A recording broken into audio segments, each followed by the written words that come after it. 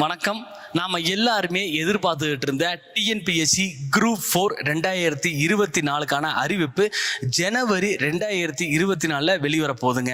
மொத்த வேகன்சி அப்படின்னு பார்த்தீங்கன்னா 10,000க்கும் மேற்பட்ட வேகன்சியோட அந்த அறிவிப்பு வெளிவர போகுது. இதற்கான தேர்வு எப்போ நடக்கும் அப்படின்னு சொல்லியிருந்தாங்கன்னா ஜூன் 2024 நடக்கும்னு சொல்லியிருந்தாங்க. மொத்தம் நம்மக்கிட்ட 6 மாதங்கள் டைம் இருக்குது. கிட்டத்தட்ட 180 நாள் 180 டேஸ் நம்மக்கிட்ட இருக்குது. இந்த 180 நாளில் நம்ம என்ன வேணாலும் நம்மளால் சாதிக்க முடியும். ஸோ இதில் நீங்கள் என்ன சார் பண்ணணும் அப்படின்னா, நம்ம வலிமை ஐஏஎஸ் அகாடமியில் பார்த்தீங்கன்னா regular classes, evening classes, morning classes, online and offline classes அவைலபிளாக இருக்குங்க. ஸோ முதல்ல கிளாஸில் வகுப்பில் ஜாயின் பண்ணுங்கள். எதுக்கு சார் கிளாஸில் ஜாயின் பண்ணணும் அப்படின்னா, நீங்கள் புக்கை படிச்சிடலாம். எல்லார் கையிலையும் சமச்சீர் புத்தகங்கள் இருக்குது, நிறைய மெட்டீரியல்ஸு இன்டர்நெட்லேயே அவ்வளோ இருக்குது. ஆனால் கேள்வி டிஎன்பிஎஸ்சி அந்த 100 கேள்வி எப்படி கேட்பாங்க பொது தமிழில் யாருக்குமே தெரியாது. ஏன்னா யாருமே அதை அனலைஸ் பண்ணுறது இல்லை. நான் படிச்சுக்கிட்டே இருக்கீங்களே தவிர சரியான பாதையில் நம்ம படிக்கிறோமா?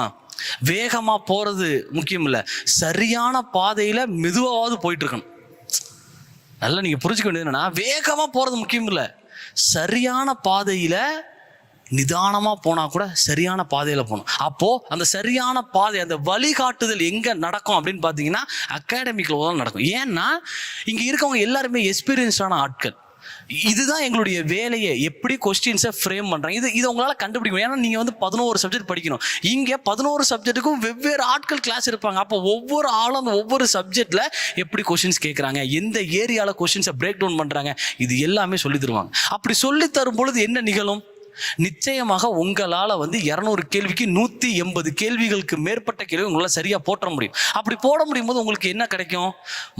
கவுன்சிலிங்கில் first day of counselling first 1 ஹவரில் பிடிச்ச டிபார்ட்மெண்ட் வேலைக்கு எடுத்துக்கலாம், பிடிச்ச இடத்துல வேலை பார்க்கலாம். ஏன்னா அடுத்த 40 வருஷம் 45 வருஷம் அதே டிபார்ட்மெண்ட்டில் வேலை பார்க்க போகிறீங்க. அப்படிங்கிற பொழுது உங்களுக்கு பிடிச்ச டிபார்ட்மெண்ட்டில் நீங்கள் வேலைக்கு சேரணும். அதுதான் நோக்கம். எக்ஸாம் பாஸ் பண்ணுறது நோக்கங்களா? கிடையவே கிடையாது. நம்மளுடைய நோக்கம் என்ன? அரசு வேலை, மனசுக்கு பிடிச்ச வேலை, மகிழ்ச்சியான வாழ்க்கைக்கு என்ன தேவை அப்படின்னு பார்க்கும்போது பணம் முக்கியமாக சார் அப்படின்னா இல்லை, நாம் செய்யக்கூடிய செயல்கள் நமக்கு மகிழ்ச்சியானதாக அமையணும். நாம் செய்யக்கூடிய செயல்கள், பணம் எல்லார்ட்டும் இருக்குது. உலகத்தில் கோடீஸ்வரர் நிறைய பேருங்க, எல்லாரும் மகிழ்ச்சியாக இருக்காங்க கேட்டால் இல்லை. செய்யக்கூடிய செயல், ரத்தன் டாடாக்களையும் அவர் மகிழ்ச்சியாக இருப்பார். அந்த மாதிரி தான். அப்போ செய்யக்கூடிய செயல்கள் மூலியமாக நமக்கு ஹாப்பினஸ் கிடைக்கணும். அப்படின்னா நாம் அடுத்த 40-45 வருஷம் ஒரு வேலையை பார்க்க போகிறோம்.